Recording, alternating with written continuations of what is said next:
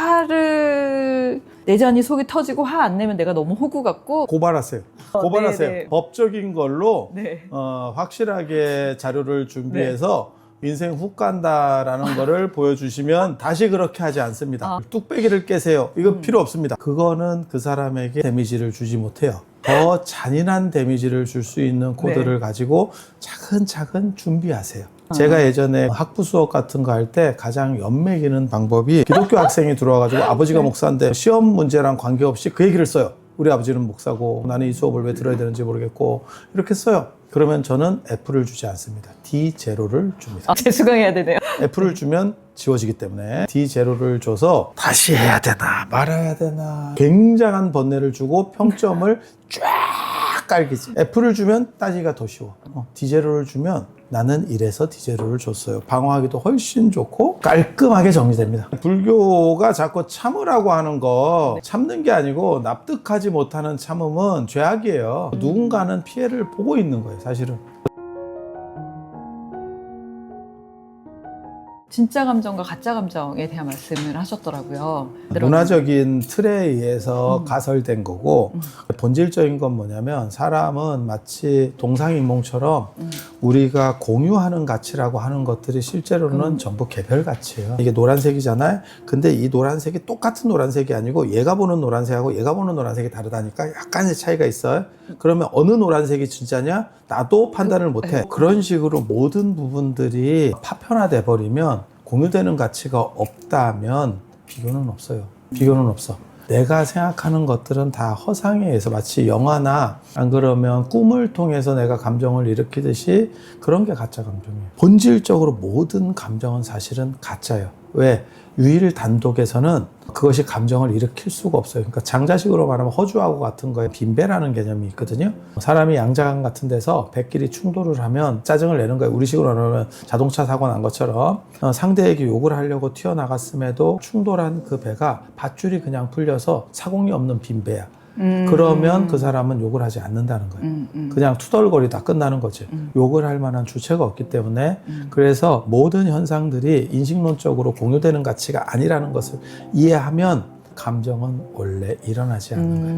그러니까 우리가 생각하는 모든 감정은 사실은 영화나 드라마에 있는 것 같이 재미있는 거지 그 자체가 나에게 고통을 줄 수는 없습니다. 많은 분들이 실수를 하면 막 이불킥 한다고 하잖아요. 밤에 자려고 누우면 내가 그때 왜 그랬을까? 그러지 말았어야 됐는데 이런 생각들이 계속 꼬리에 꼬리를 무는데 이 자기 자신을 괴롭히잖아요. 두 번째 화살을 맞는 거예요. 두 번째 화살을 맞지 않을 수 있는 방법이 있나요? 일회성에는 실수는 없어요. 다 다친 결론입니다. 그 사건 자체가 다 다친 결론이고 반복될 수 있는 것도 존재하지 않고 실수라는 개념도 존재하지 않아요. 버라이어티라니까 이거는 지금 대본이 있어서 수정될 수 있는 게 아니고 그렇게 후회하고 있는 그 시간에도 네 인생은 또 다른 실수로 낭비되고 있는 거예요. 그걸 실수라고 생각하지 말고 그건 지나갔다라고 생각하면 돼요. 지나간 거예요. 지나간 가치에 대해서 어떤 판단을 하는 것은 현재적인 생각일 뿐인 거고 그렇게 안 했다 그래서 다른 결과가 나왔다라고 생각하는 것도 오만이에요. 그것은 네가 지금을 피하기 위한 또 다른 방어 기제일 수도 있어. 그러니까 제가 그런 얘기예요. 예를 들어서 어떤 사람이 그 남편이 너무 싫은 거야. 어떻게 방법이 없냐라고 해서 사주 같은 거를 봐달라고 하는 경우가 있거든. 근데 거기서 나온 결론은 뭐냐면 너는 어떤 남편을 만나도 똑같아. 세상에는 사람을 바꿨을 때 상황이 바뀌는 게 있고 상황을 바꿔도 또 다른 문제로 예전에 그거 있었어요. 나비효과 영화 같은 거 보면 상황을 바꿨음에도 결과값이 유의미하게 바뀌지 않는 상황들이 있어요. 그래서 지금 그렇게 했으면 바뀌었을 거다라고 할지 모르지만 또 다른 문제가 야기되었을 개연성도 있어요. 지금 네가 놓친 것에 대해서 너무 과도하게 반응을 해서 그렇게 했으면 나는 정당성을 가질 건데 라고 하는 쓸데없는 방어 기제를 펴는 거예요. 너의 근육을 더 약화시키는 거예요. 다음 힘을 끌어내는 데 있어서도 그게 방해로 작동하기 때문에 지나간 것과 관련해서는 후회할 필요도 없어요. 왜? 후회 자체가 시간 낭비이기 때문에. 지나간 거에 대한 후회도 많이 하지만 앞으로 다가올 것에 대한 불안도 많이 생각을 하잖아요.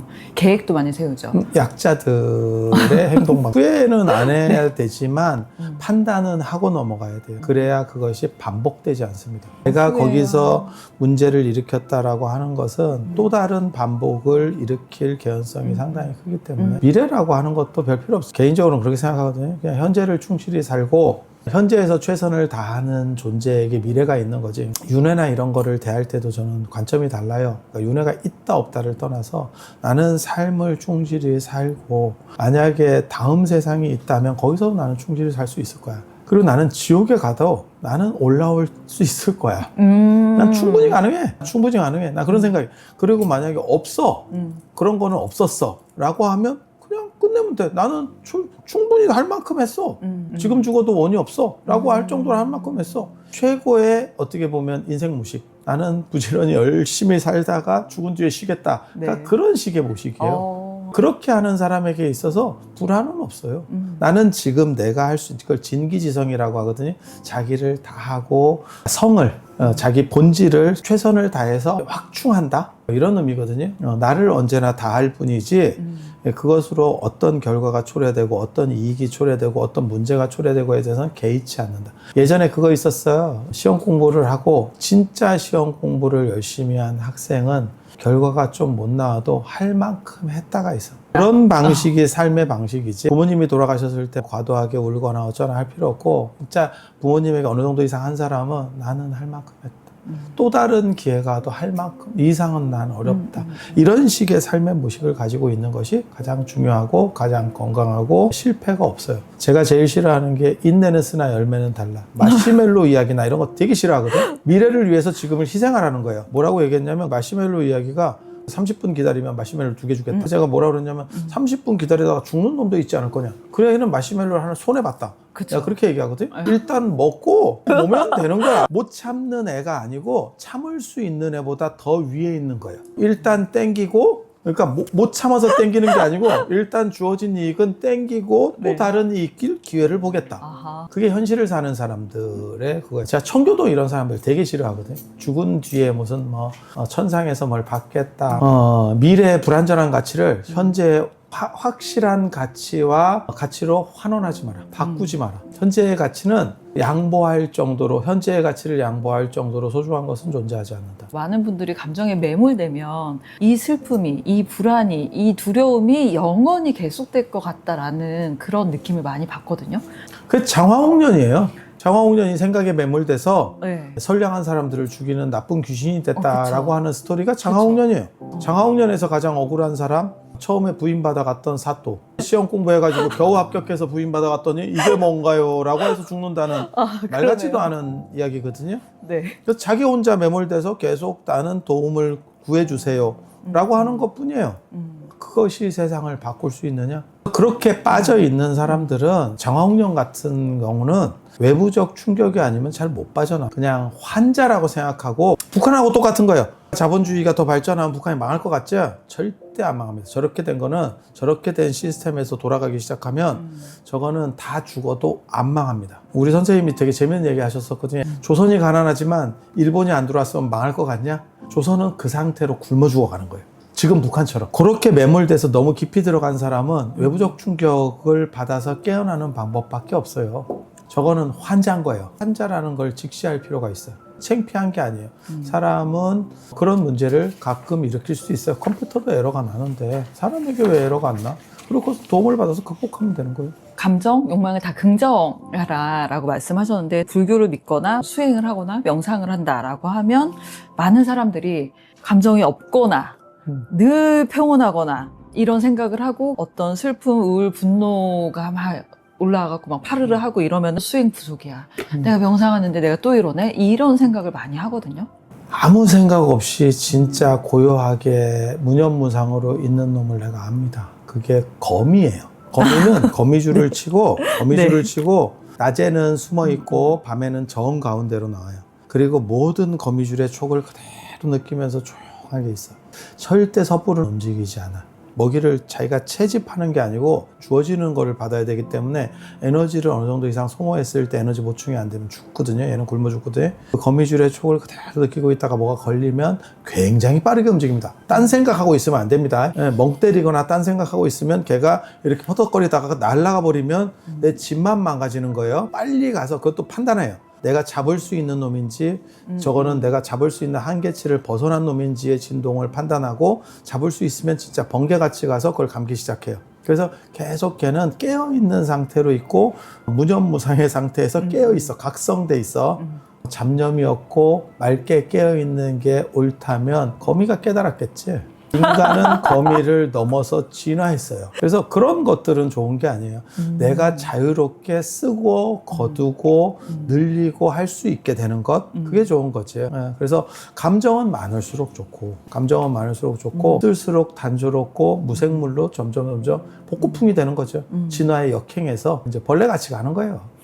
그렇다가 나무 토막 되고 이제 바위 되고 십장생이지 거의 뭐 바위 돼가지고 오래 살면 그게 무슨 삶인가 싶죠. 그래서 작은 거에도 움직이고 되게 재밌어요. 동아시아 선불교하고 인도 불교하고 가장 큰 차이 중에 하나가 인도 불교에서는 깊은 명상을 한 사람에게 옆에서 이름을 부르잖아. 안 일어나는 게 명상하는 사람입니다. 그게 초월 명상이에요. 나로부터 나의 의식을 안쪽으로 몰아넣어서 이 감각들을 전부 차단시켜 버리는 거예요. 선불교에서는 옆에서 이름을 부르잖아. 그럼 한참 명상하다가도 왜? 라고 나와야 돼. 깨어있는 거예요. 이게 이원론과 이론론의 차이. 사실은. 네. 그리고 보는 것과 달리 감정을 수용할 수 있는 동아시아 명상의 특징적 구조인 거예요. 감정을 세워놓는 게 아니에요. 그 감정은 있지만 나를 저해하지 않는 거예요. 마치 영화나 연극에서 그 연기자가 너무 혼신의 연기를 잘해. 그리고 악당도 뭐 조카같이 너무너무 연기를 잘해. 감독은 어떠냐면 쟤네들이 저렇게 개고생해서 나를 돈을 벌게 해주면 네. 아유 바보들 이러면서 있는 거예요.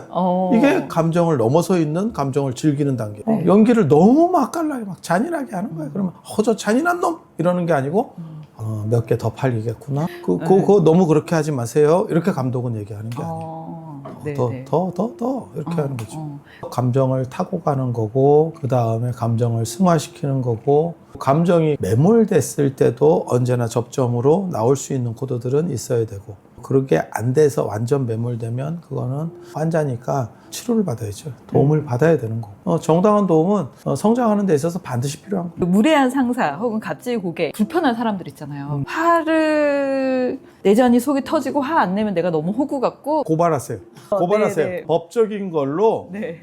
확실하게 자료를 준비해서 인생 훅 간다라는 거를 보여주시면 다시 그렇게 하지 않습니다. 뚝배기를 깨세요. 이거 필요 없습니다. 그거는 그 사람에게 데미지를 주지 못해요. 더 잔인한 데미지를 줄 수 있는 코드를 가지고 차근차근 준비하세요. 제가 예전에 학부 수업 같은 거 할 때 가장 연맥이는 방법이 기독교 학생이 들어와가지고 아버지가 목사인데 시험 문제랑 관계없이 그 얘기를 써요. 우리 아버지는 목사고 나는 이 수업을 왜 들어야 되는지 모르겠고 이렇게 써요. 그러면 저는 F를 주지 않습니다. D0를 줍니다. 재수강해야 되네요. F를 주면 지워지기 때문에 D0를 줘서 다시 해야 되나 말아야 되나 굉장한 번뇌를 주고 평점을 쫙 깔기지. F를 주면 따지기가 더 쉬워.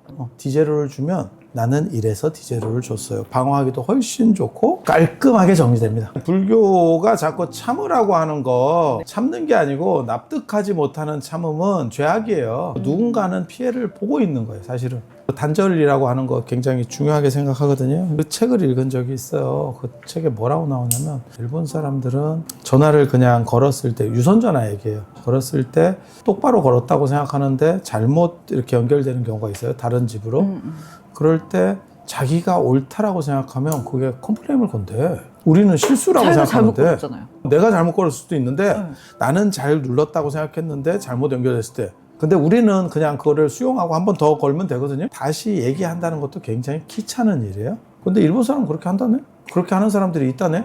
근데 우리도 지금 그런 사람들이 생기는 거예요. 나의 이익과 관련 안 돼도 저 사람이 불법 주차를 해놨거나 그러면 찍어서 지가 바로 올려버려. 이제 점점 그런 사람이 생기거든요. 한국 사람들은 참기 때문에 그것이 더 이상 발전하지 못하고 오류가 있을 수도 있다는 거예요. 기계상에.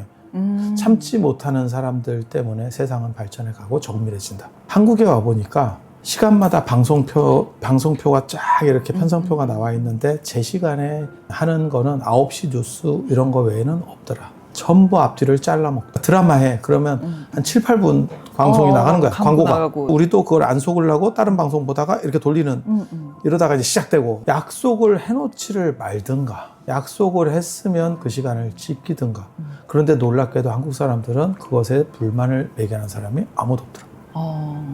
저런 문제 있는 사람이 있으면 꼭 내가 당하지 않더라도 공익을 위해서 조져야겠다라는 생각. 잔다르크 정신이